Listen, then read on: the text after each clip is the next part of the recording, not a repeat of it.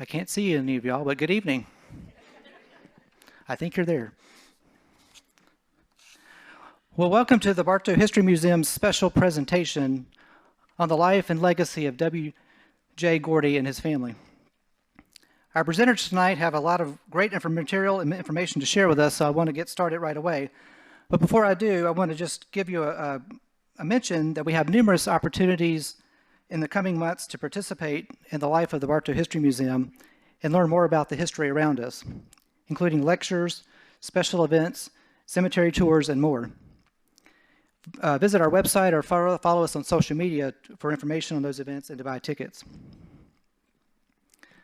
Also, one little last piece of housekeeping. If you have your cell phone, I ask you to mute that for us tonight.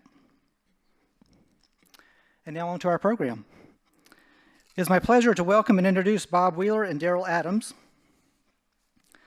Bob Wheeler came to Cartersville in 1970 as an announcer at WBHF Radio and has called Bartow County home ever since. After producing corporate 35mm slide presentations for several years, Bob founded Wheeler Communications in 1988 to make the transition to video and film. For over 35 years, he has traveled the entire U.S. and several foreign countries, working as producer, director, camera operator, and editor. Wheeler Communications has produced a 9-season television series for NBC Sports, as well as many documentaries, commercials, and PR films.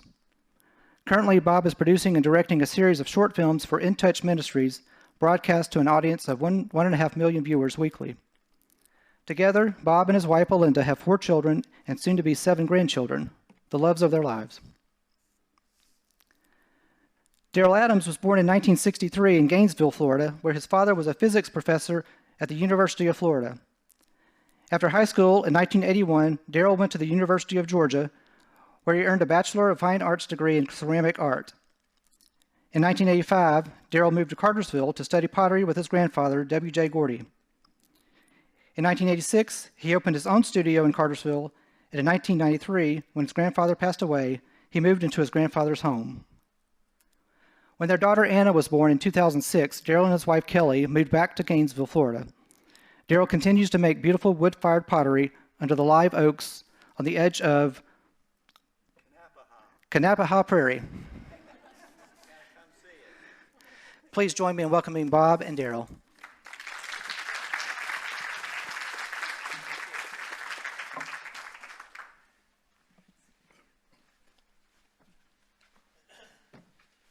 Well, Trey, thanks very much.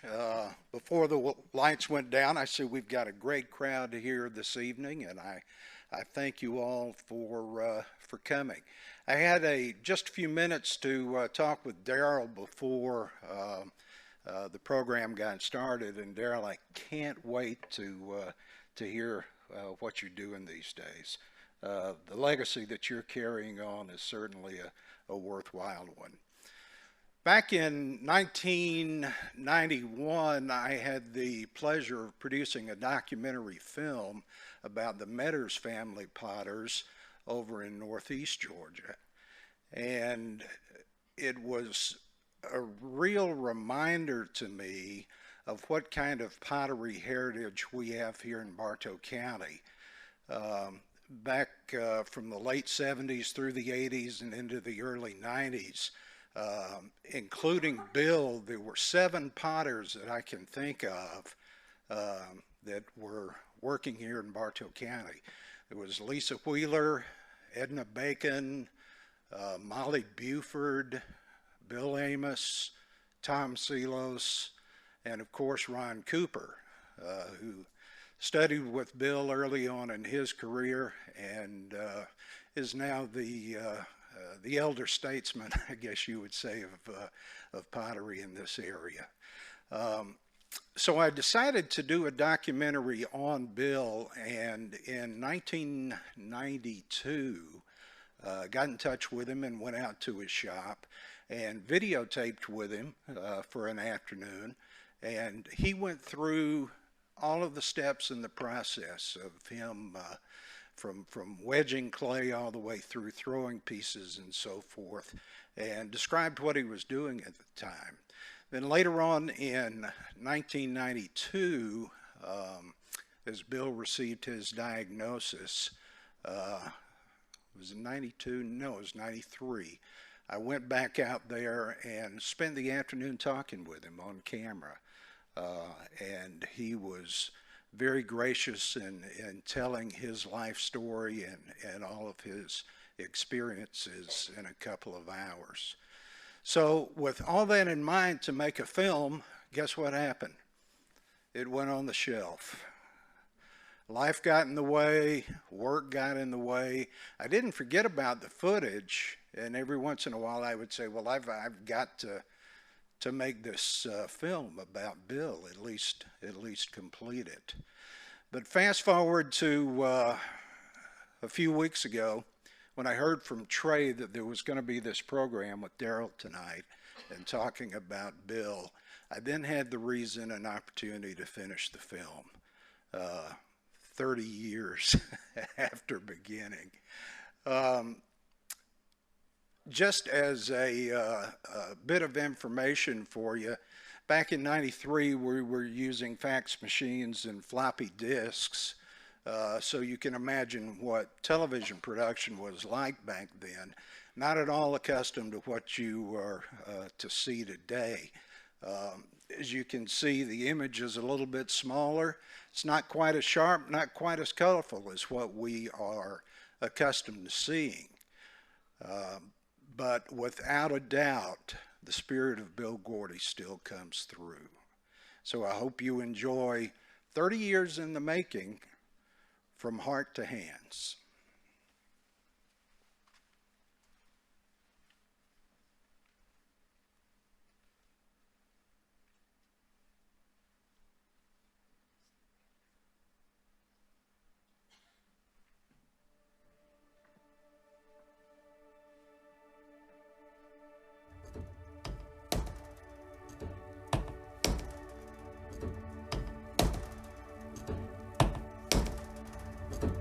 Pottery is the greatest creative work in the world. It's the fastest creating work in the world. The more you cut it across, the more denser your clay gets.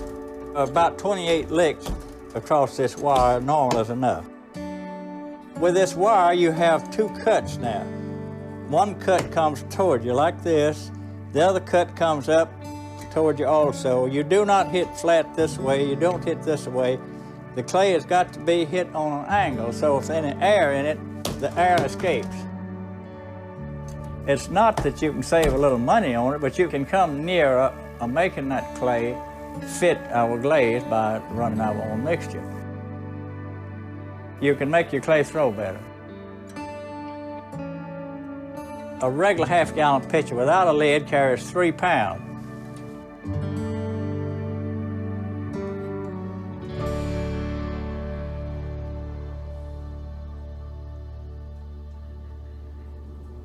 The potter's wheel is the oldest wheel known to man.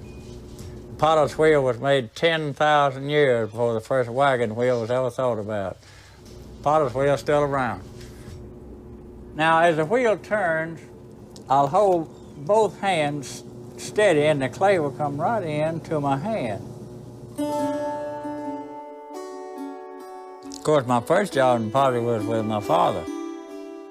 He knew I could do it even at my young age. He wasn't hard enough for me. I can look back and see that. I was the oldest child. My mother died when I was 16 years old. I was almost 17.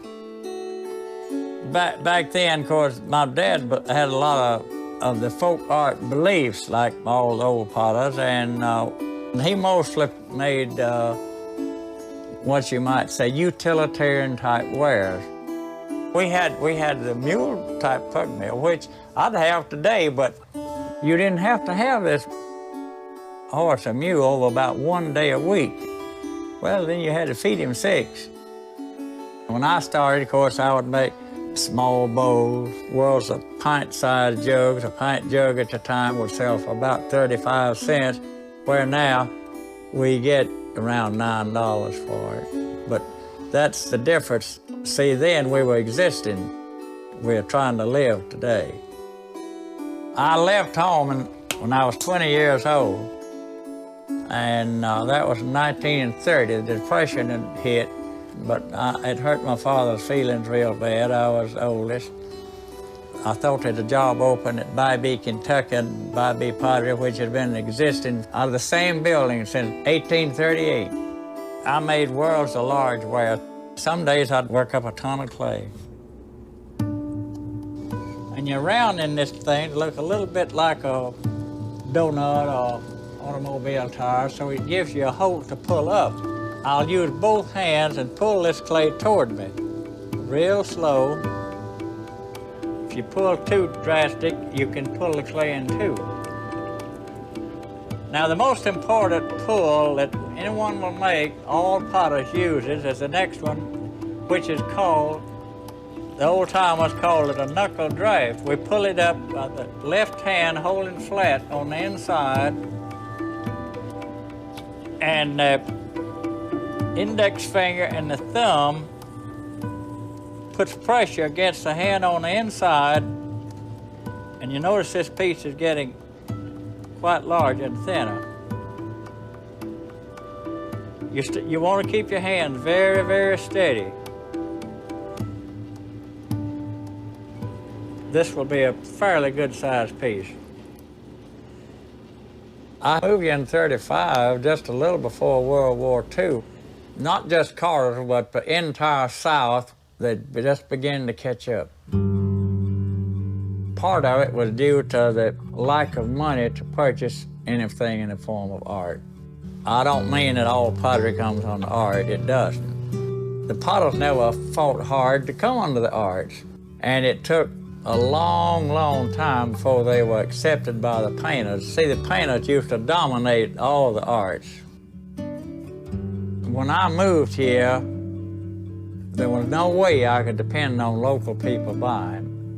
The local fella said, well, I can put $1 in it, but now after all, he might have been making less than $1. But I had to make a living too. And for a good many years, I had a good wholesale business with other shops. One of the things in changing to art pottery was I sold a coffee cup for a quarter. I sold a whole gallon pitcher at that time, when I moved here, for $1.50. See, this was a central route, and I had to depend on people southbound, naturally out of Tennessee, Kentucky, Illinois, all your Midwest, you might say. I don't mean that they were smarter than you or me, but they had far advancements in their school in the form of art.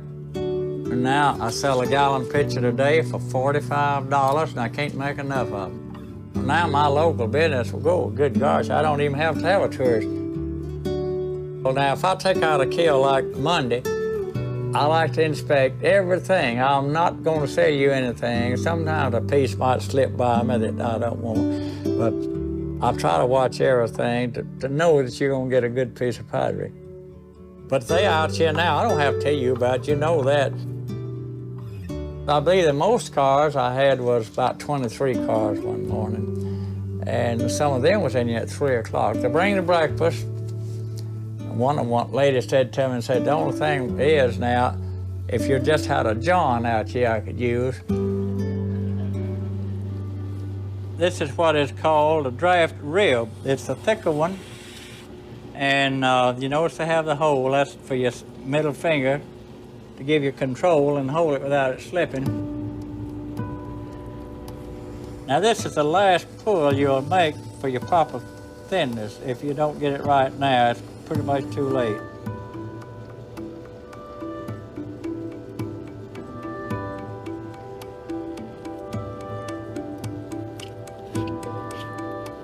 Now we'll go to the finished rib. This is made from fiberglass. It's real smooth. And I'll form the shaping with this rib as well as my hand on the inside will bring the shape and the smoothness.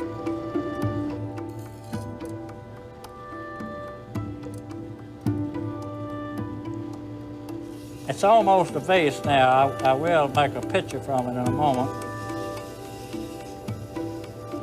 We call it a lip for a pitcher. Some people call it a spout. We call it, for teapots, we call it spouts. Now, that would not pour. You have to bring this up, thin this top, not too thin, and then you bring it over and almost horizontal. Now, that will pour without dripping. You're talking to a fella right now couldn't live without people, you know that. I don't know, I've always been attached to people, even as a kid. You know, my family comes first, naturally, in all my thoughts, but my wife used to think that I neglected the family more than I would my customers sometimes. But anyway, I've had wonderful relationship with customers, for what I mean, from people that I sold to from the time that I almost came here until today. And I see they love my things, and in respect, if you like my work, that makes me like you better, see. And I strive to give you, you know, the best so we can hold that relationship. But I've got a lot to live up to that most potters don't have to. If I've got a cracked piece on the table that is one I don't know about, if somebody comes in and cracks one for you sometime, you know. The only fellow I would charge, he was Ohio, the old gentleman was, and I looked out and I saw the old man, he just barely could walk. I guess he just had a little too much to drink. I presume that was his son. I told him, I said, I don't think you ought to let the old gentleman come in. I said, he could break something. And he said, oh, he'll never break something. I said, now I'm warning you, if he staggers into a bunch, I'm gonna have to charge you. Sure enough, he hadn't got in there and knocked the whole table full over. I started figuring it up. Oh, the young fella got so mad. He said, I'm not gonna pay you. I said, yeah, you're gonna pay me before you get out of here. And he said, no, I'm not gonna pay you. I said, all right. I just picked up the phone. I said, I want the sheriff to see this before I shoot you. Of course, naturally, I wasn't gonna shoot him, but he was gonna pay me. This piece of clay is approximately 2 3/4 pounds. It'll make a 10-inch plate. Now, normally most of the plates I do today are made like this. And the bottom comes first. I better gauge the bottom. I changed so much here. It's supposed to be a little under 1/4 inch. It's about right. Now, actually in America, this is called the Russell Wright design. Russell Wright did not make pottery, he designed. I want to give you a good shape on this. That's the way most of my plates look today. Now, I will make this into the old English plate next. The Wedgwood or the Spode plate, to begin with, I guess they've been made something like 700 years, I believe. They stack. One plate will fit in the other. Some of you use them in your homes today. Of course, I still make them.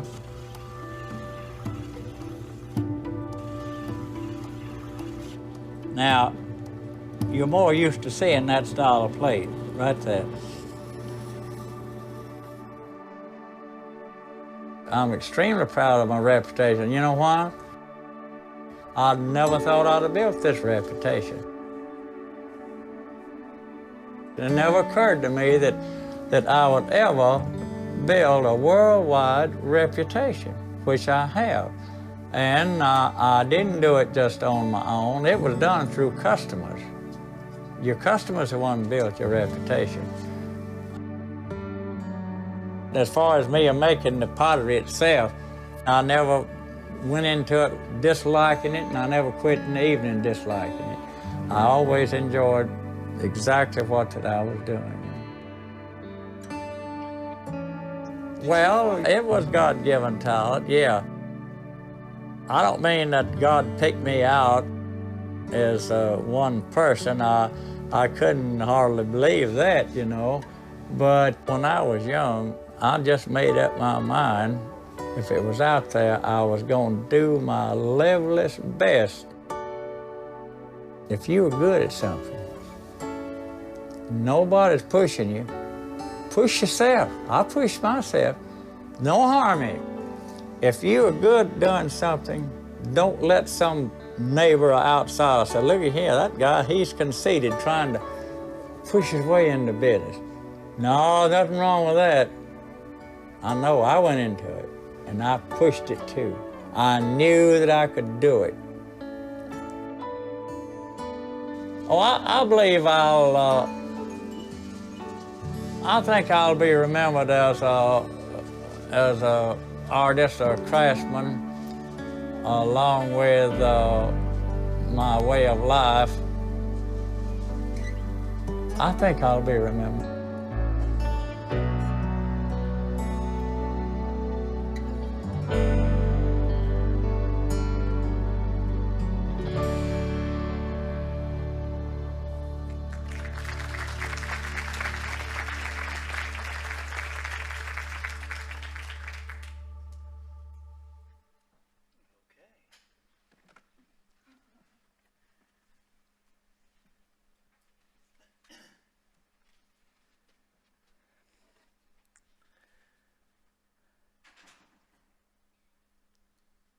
So, I need to.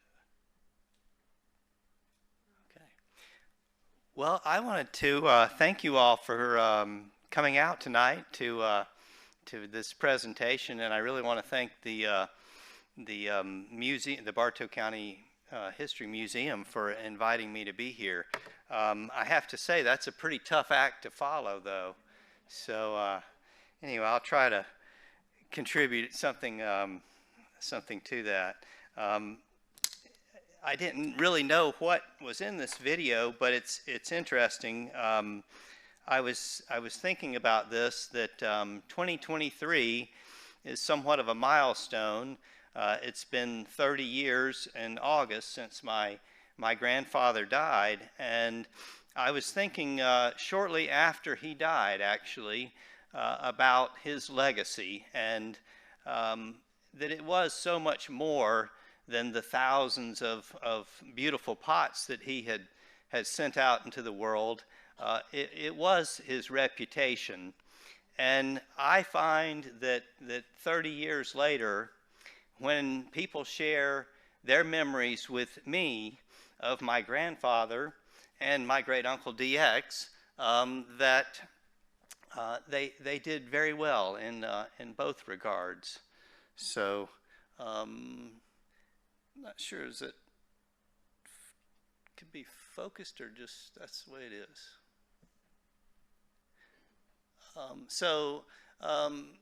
The earliest potters in my family were not actually Gordys.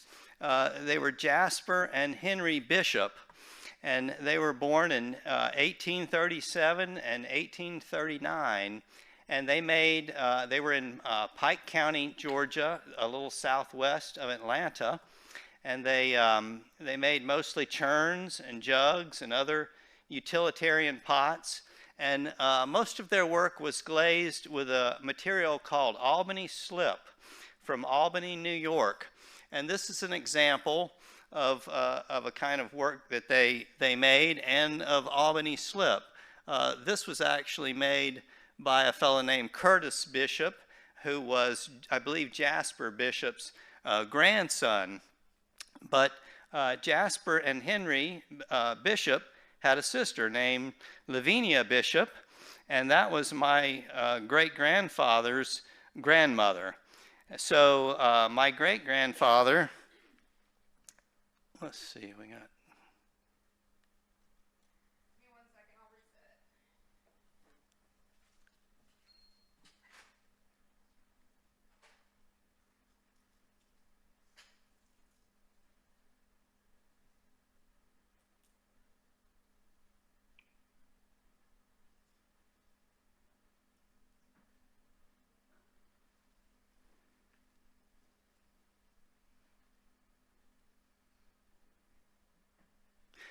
I think some of these images you may have seen already, and some of them may be in the Evolution of a Potter book. But this is my great-grandfather. His name was William Thomas Bela Gordy, and everyone called him Bela. And he started working in the pottery business for his two great uncles, Jasper and Henry Bishop. I don't really know exactly what he did for them, but he got started in pottery, and then in 1907 he partnered with a potter from South Carolina. His name was E.L. Stork, and my great-grandfather and Mr. Stork made work that was very similar to what the Bishops were making, mostly large churns, jugs. They might have been made from molasses. Some were used for whiskey.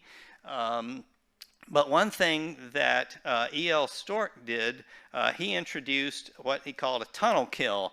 And this is a good example of a tunnel kill where the Bishops were using what was called a groundhog kill.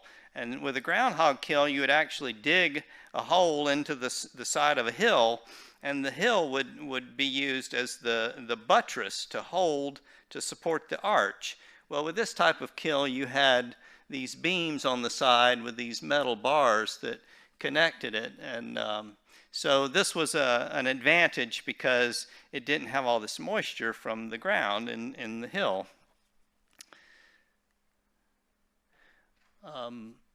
So my great-grandfather, he made pottery, but the main thing that he really did, he did a lot of the glazing, he did a lot of the firing, but in 1910, the year my grandfather, Bill Gordy, was born, he started his own business and dissolved the partnership with Stork and continued to make similar work to what the Bishops and what he had been making.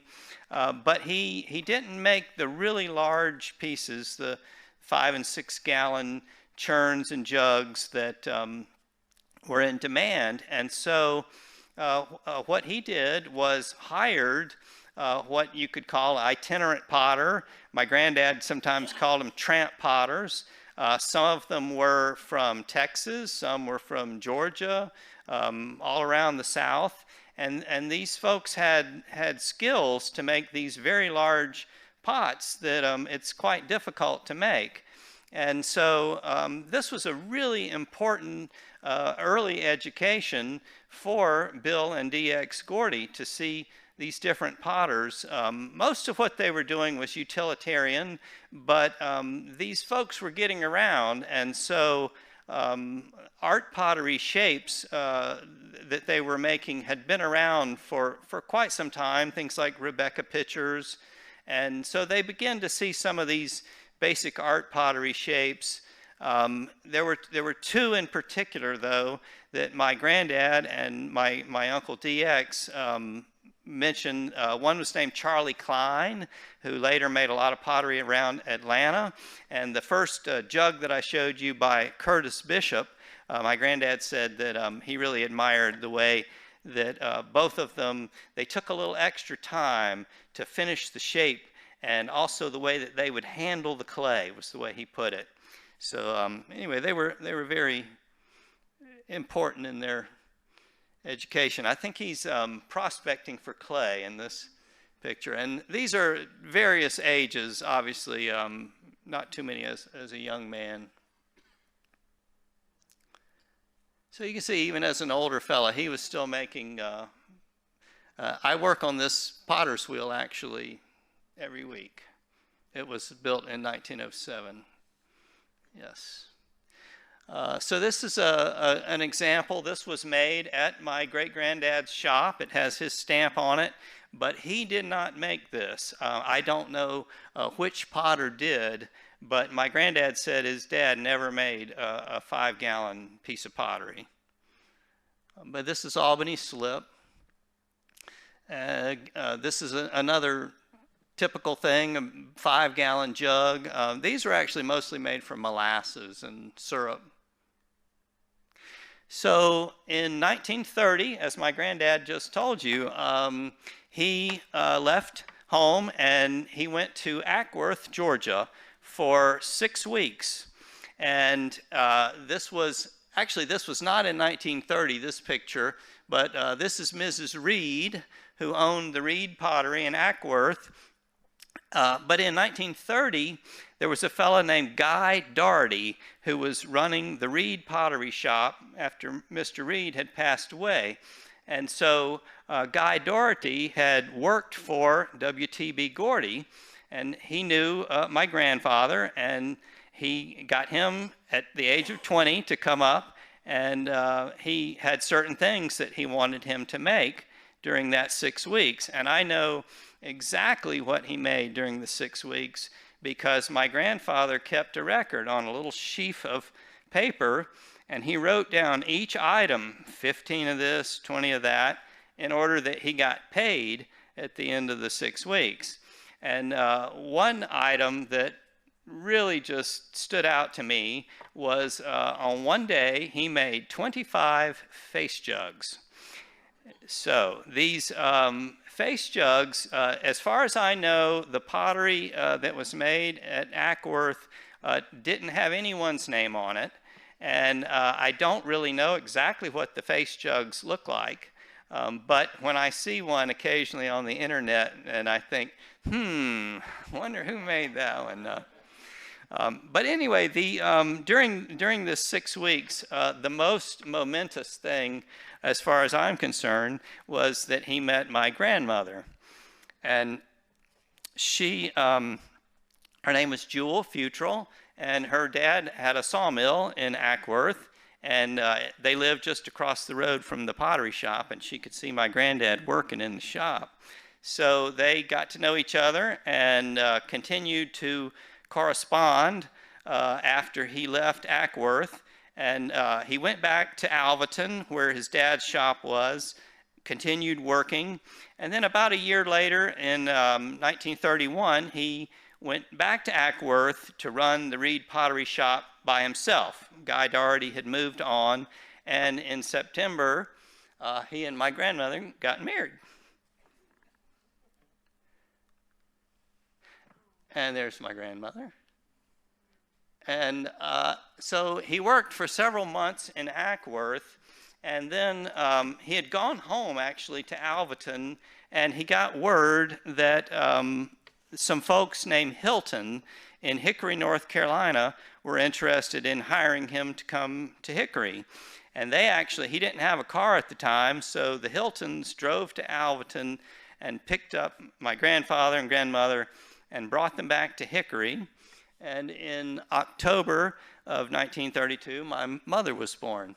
Now, the flower pots that you see, my granddad did not make those flower pots. They were made by a process called jiggering. It's kind of a machine that sort of like hand work, but the machine does it. And there's little Joanne. And this photograph that I know you have as well, this was actually made in Wilkesboro, North Carolina at the Kennedy Pottery. So during this time from 1931 until 1935, my grandfather kept an absolutely remarkable ledger book. And he did this because he was getting paid by the piece. And so every item that he made when he was in Ackworth, he wrote them down. He made a lot of things like churns and jugs that he had already learned to make, but he was adding new shapes to his repertoire, things he had never seen before that they were making. One of the big items he made in Ackworth was a Rebecca pitcher. He referred to them in his notes as Becky's. So the ledger book, you can see, of course, the date that he went to Hickory, North Carolina, and then when he moved on to Wilkesboro in 1933. And all during this time, what was astonishing to me, he would come back to Ackworth. He would work for 3 weeks making pottery, fire the kiln, then he might go to Alvaton, make another kiln load of pottery, fire the kiln, head back to North Carolina. So he's moving around and constantly working. And at all these different shops, though, in North Carolina, there were different shapes that he had never really encountered before. And some of them he didn't continue to make, but others he continued to make the rest of his life. In particular, at the Hilton Pottery, the little flower frogs. Some of you may have flower frog. And that's where he started making those flower frogs. This is at the Kennedy Pottery in Wilkesboro. Silly men. And this was actually made at Smithfield. And at Smithfield, my grandfather said, you can see a lot of different folks there. At Smithfield, the only thing he did was make pottery. He didn't glaze. He didn't even, I think he said he didn't even put the handle on them. But the important thing about Smithfield art pottery was there were dozens of wonderful art pottery shapes. The man who owned the shop, his name was Herman Cole. And if you know anything about Southern art pottery, the name Cole in North Carolina is really big. And there was A.R.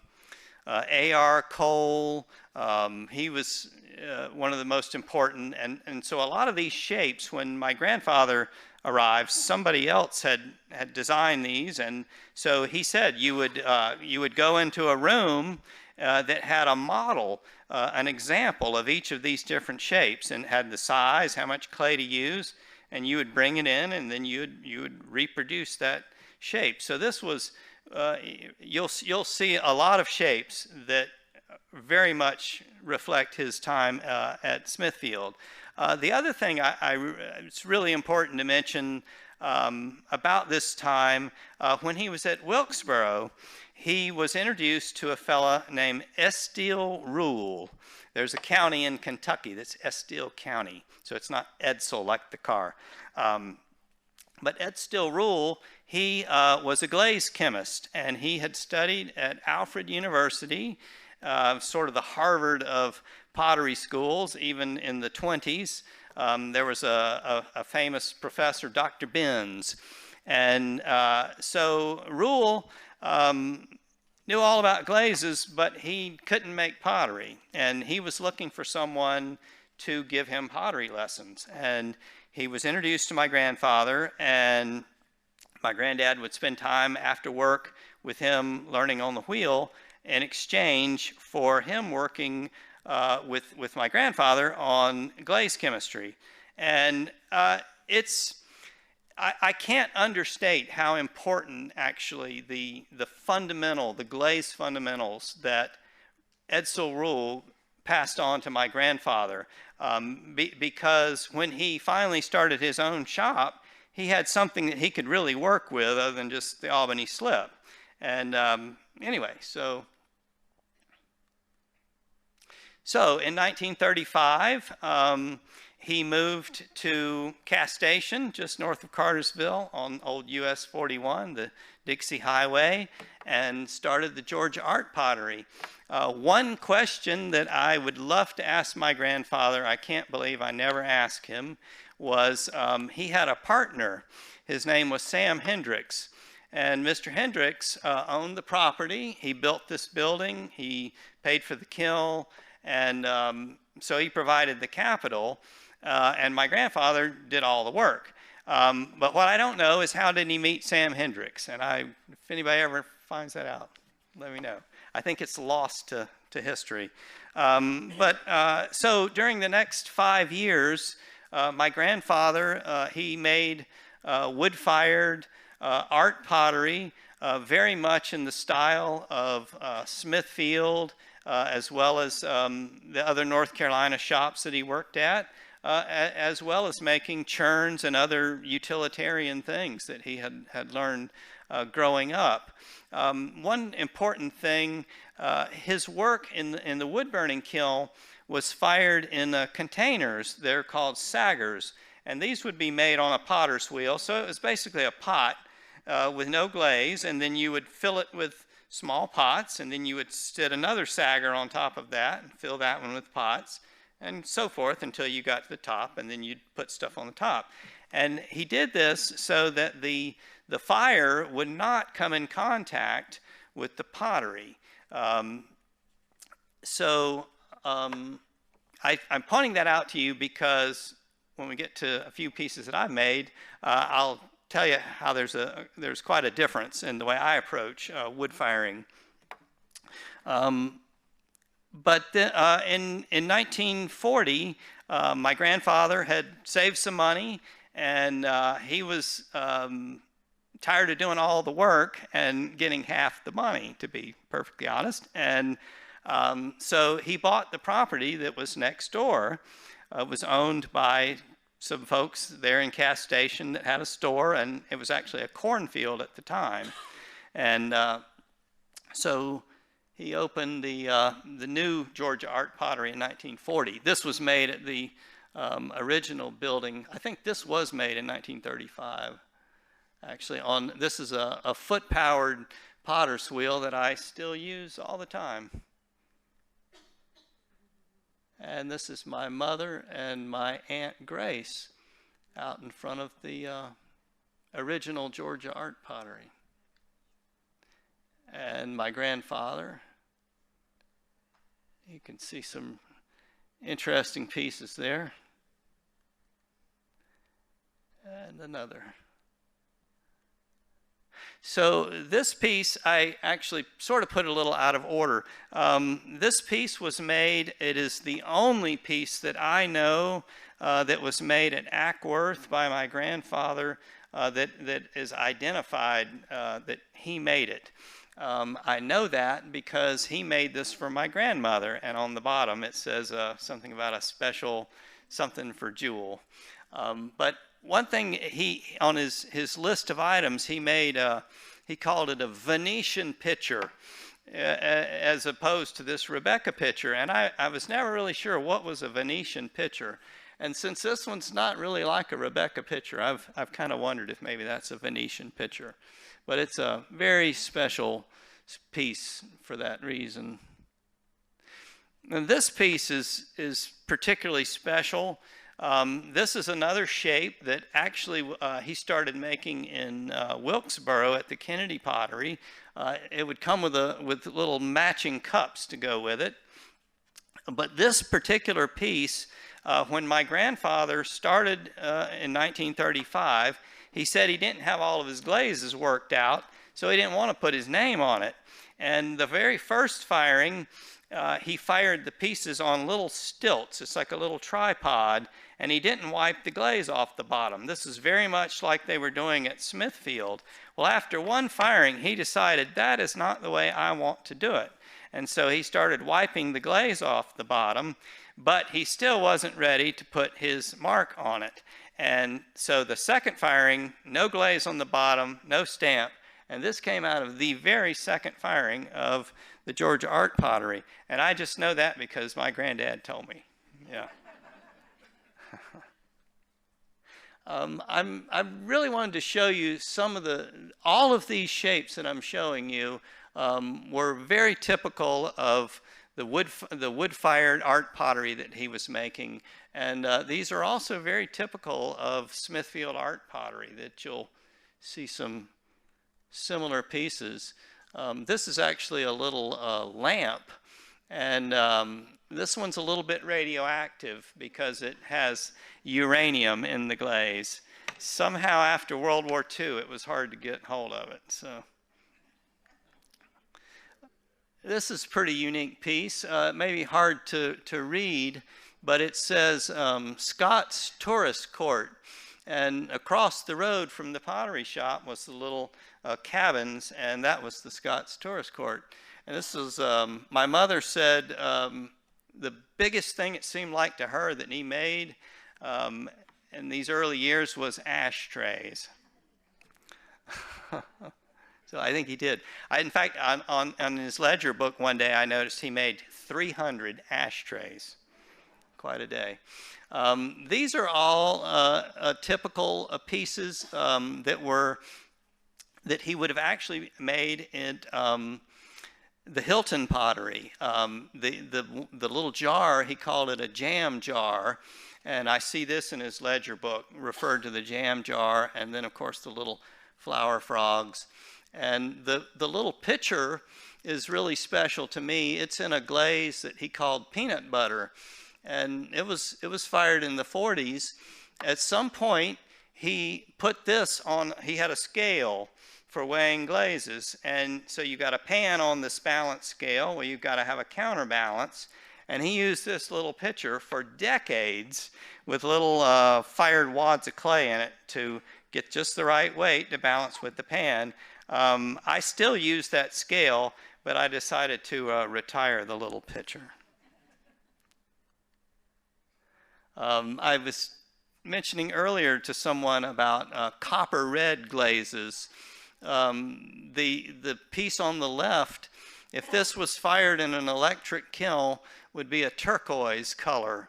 But because it was wood fired, and you're throwing all this wood in, and it starves the kiln of oxygen, and so the oxygen, the fire starts to draw it out of the glazes themselves, and it turns this copper glaze to a red. But to get one like that was pretty special. And I've always loved the pink one on the right. It's one of those few that I'm not exactly sure how he did it. I always admired that. Another beautiful copper red pitcher. And the piece on the left was fired in the wood kiln, but it was in the open.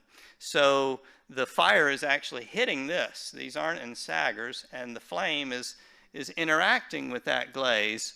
And this one's pretty special because it came out of the very last wood firing that he did. So in 1950, there was a big change for my grandfather. He bought his first Alpine gas kiln, and he never looked back. He told me that he liked that he could turn the kiln on and go back in and make pottery, and then he'd just go back out there, and he didn't have to stand there stoking wood into the kiln.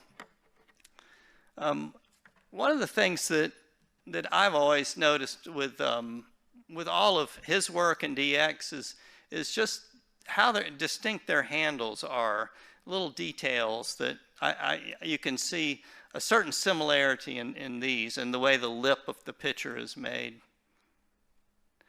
These, of course, are Rebecca pitchers. Again, wood-fired. That peanut butter glaze. And one of the glazes that he started with was this copper green glaze. My mom said he made a lot of pink also in the wood kiln. So this was the new Georgia Art Pottery that was opened in 1940. And I think we saw a picture of this already. His wood-burning kiln. And these are the saggers, these containers I was telling you. So each of these would be filled with pots and then placed in the kiln.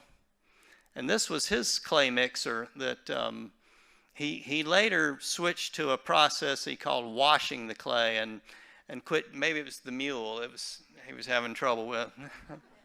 That's my Uncle Harold in this picture. And clay wedging. So during this time, my grandfather, this is one of the few churns that I know that he made. It has his stamp. This was made in the 40s, so he was still making things very much like they would have made at his dad's shop, and it's Albany slip. But in 1950, when he put in the Alpine gas kiln, there were several changes that this allowed. Because of the efficiency of the gas kiln, he was able to do a lot more kitchenware, dinnerware, like the plate that he showed you.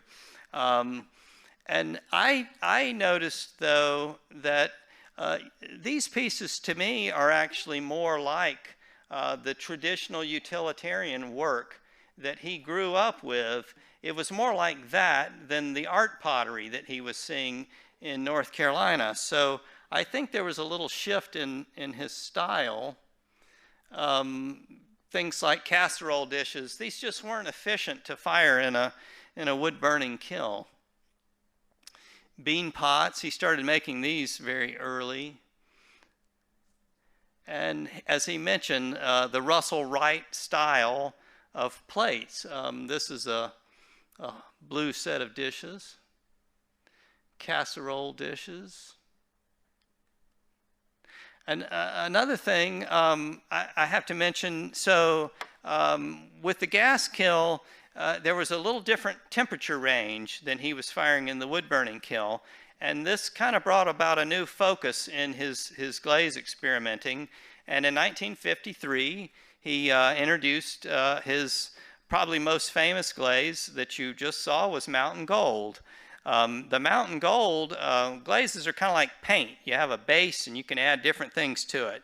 Well, that copper green glaze that you saw was the original glaze, and basically he just substituted some things instead of copper, and he discovered Mountain Gold. Actually, in his notes, he called it Fall Brown, and then someone in Gatlinburg named it Mountain Gold, and the name stuck. But he was also experimenting with different ingredients to add to his clay. And the vase on the left has Bartow County ochre added to it, and that's what gives you the darker color. The one in the middle has granular manganese added, and the one on the right has some shale that came from Bartow County as well. So a lot of experimenting going on. He started making his red-eye gravy, a very unique piece of his. This is another piece that was made at Smithfield that he continued to make throughout his life, these oblong fruit bowls. This is a yellow teapot that I grew up drinking tea out of. He also did a lot of experimenting with new forms. These are double-walled pieces, so you can see the vase has two walls. There's an inner wall, and then you pull up a second wall, and the jug has two chambers. He said one was for Jack Daniel and the other was for the chaser, I think, something like that. Also made these little wash pot cream and sugar sets. And these were the very last two pieces that my grandfather made in May of 1993. He was probably close to the time that you interviewed him. He was feeling good and wanted me to wedge up some clay for him. And he said he wanted to show me something. And he made this bowl first. And he said, now you got to come back tomorrow and I'm going to show you how to foot that bowl. Well, of course, I had footed a lot of bowls by then, but I absolutely came back and he showed me how to foot that bowl. And then his last piece was a jug. I believe this was made at the Atlanta Arts Festival and in the showroom that he added in 1950. I think we might have seen that one. And him with my grandmother, of course.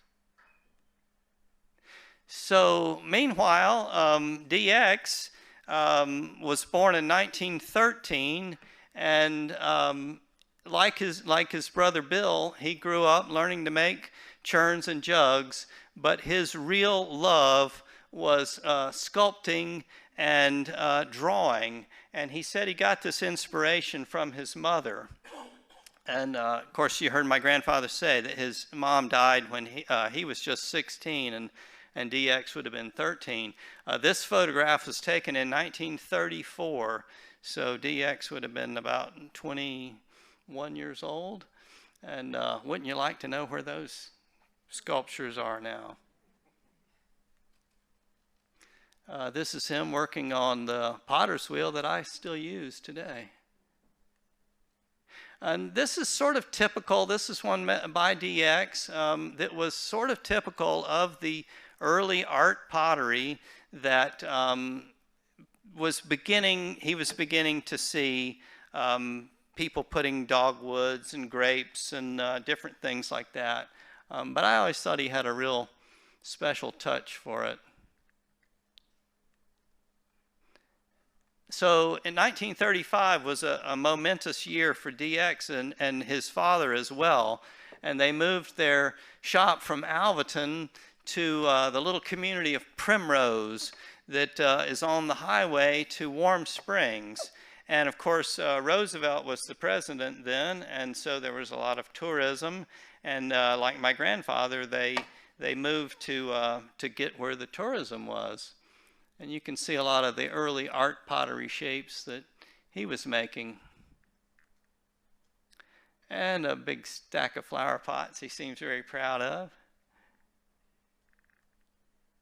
So DX had a little different approach to glazing than my grandfather. He liked to use materials that he found. He said that as a child, he started putting rocks into his dad's kiln to see if they would melt. And if they would melt, then it had the potential to use in a glaze. And he had basically retired from making pottery when I started making, but I could always get him to go prospecting. And so I really learned a lot about geology from DX.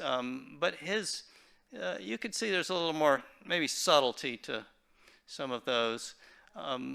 This is a piece that's about that tall, would have been fired in a sagger. And these were, he developed these underglazes to do all of the different bands of color and then would have a clear glaze on it. And this is a porcelain clay. Some more examples of different art pottery.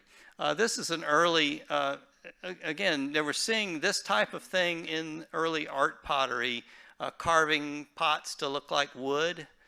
And he did a fair amount of this. And made lots of little, like my grandfather, little collectible items, miniatures, miniature churns. This is a remarkable piece of art that DX painted of his father. Yeah. So throughout his life, DX was trying to paint landscapes on his pottery. And eventually he developed this underglaze that he could use like a watercolor. And this is actually, if you could turn it all the way around, it's a grist mill, and you'll see the water flows over the little the wheel, and then it flows into a little mill pond. And as you keep turning it, the mill pond eventually turns into the little run that goes back to the mill. And so it's a continuous drawing all the way around the thing. And he would put a tree sometimes in the foreground to be the point where it starts over. Kind of a nice little visual trick. He was also, as I said, he did sculpture throughout his life and did a few nativity scenes. This is, he called it his Madonna. And this I always thought was a real clever piece. It's actually a lamp base that you see the old man sitting reading his Bible by the light of the fire. And there's DX. So that brings us to little old me. When I was a child, I always loved to draw like DX and any kind of craft. And when I would come to visit my grandfather, he always let us get a piece of clay out and play on the wheel. And I really developed a special interest in pottery by the time I was finished with high school. I feel like I just must have asked him endless questions. What does this do, Granddaddy? Why do you do that? And he answered every one. Yeah. This picture was made, jumping slightly ahead, in 1986 at the very first rose lawn that I did. So you might have seen the article in the Tribune, and maybe I shouldn't tell the story, but I'm going to tell it anyway. So I was a little surprised when I went to the University of Georgia and decided to major in art and to pursue pottery. And I went to visit my grandparents in the spring of '82, and I told my grandfather I was majoring in art and was going to become a potter. And he said, "Why in the blank do you want to do that?" And he was so stern. And he said, "This is blue-collar work. It's not white-collar work. It's long hours and short pay." That is exactly what he said. And then he said, "Darryl, you're smart. You should study chemistry or physics like your dad." And I was quite taken aback. And I said very sincerely, "But Granddaddy, it's satisfying work, isn't it?" And he said, "This is the most satisfying work in the world." I said, "Well, that's what I want."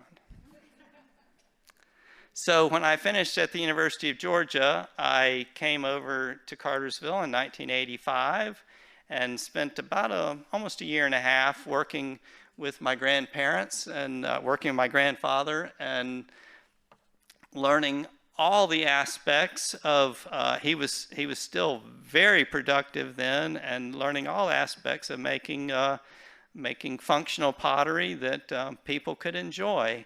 In 1986, I opened my first studio on Peoples Valley Road, and then in 1993, when my granddad passed away, I moved into his old shop. But during the years that he and DX were still living, I was able to spend a lot of time with them, and I really focused on seeing what they had in common. Why were certain ways they would put a handle on, the way a knob of a lid, what was the same, what were differences, trying to find out what makes a Gordy piece of pottery, and absorb all of that.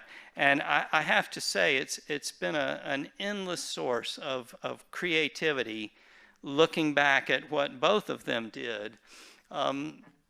When I was at my grandfather's shop, I built my first wood-burning kiln and was successfully firing it, and that has become my primary way of firing my pottery now, is with wood. And this is my wood-burning kiln.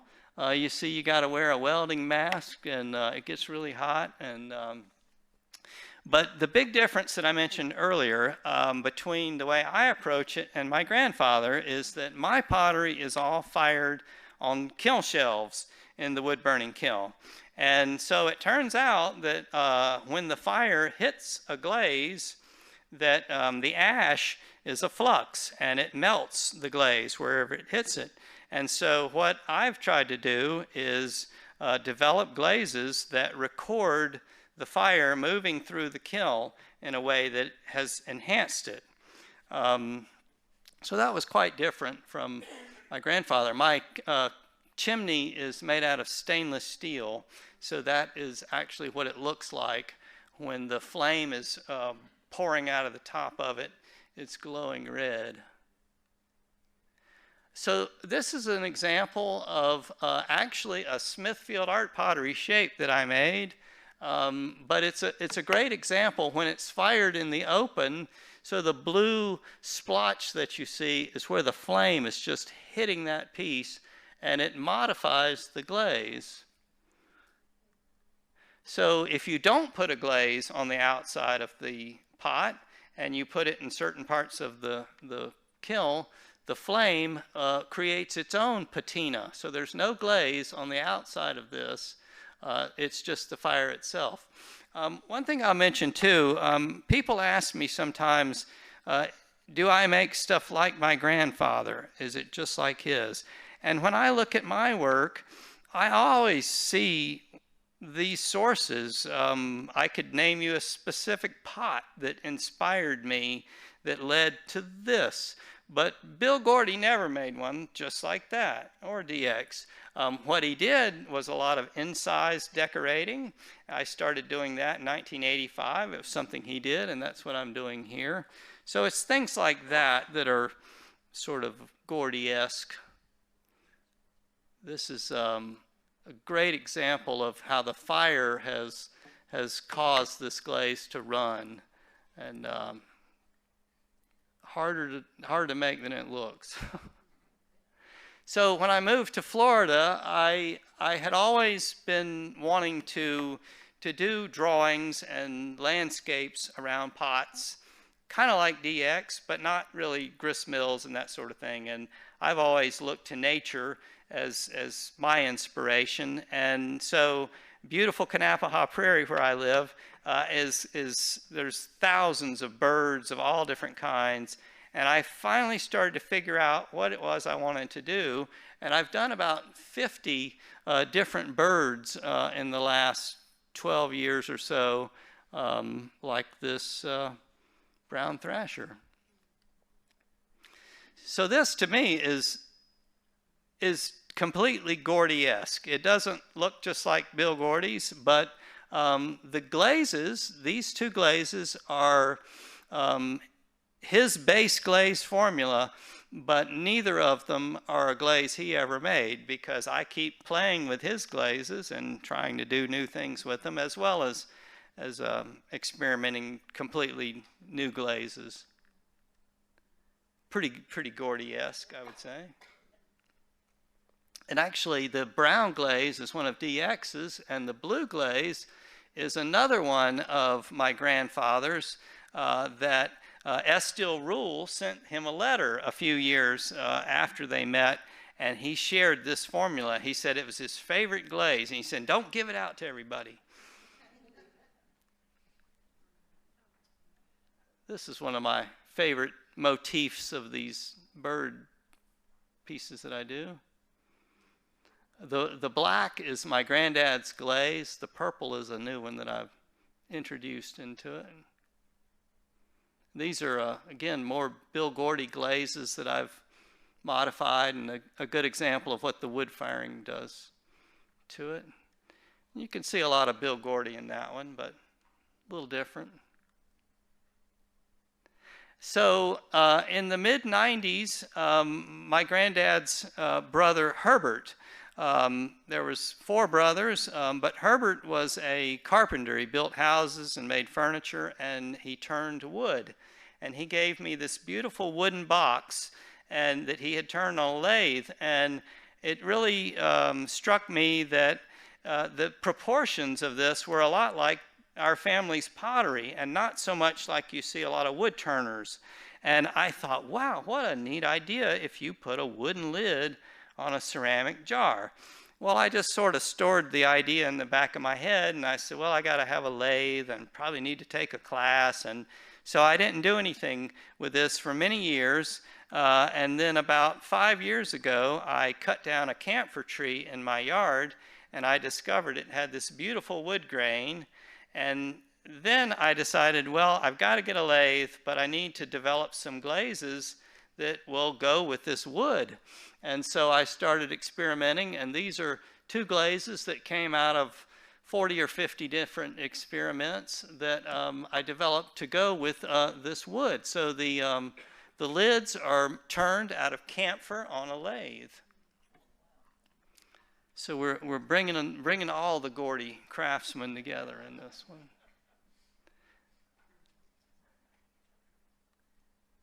This is walnut, and the glaze is made out of volcanic ash that my grandfather had a big bag of it, and I have no idea what he used it for, but I moved it to Florida, and I'm finally putting it to use.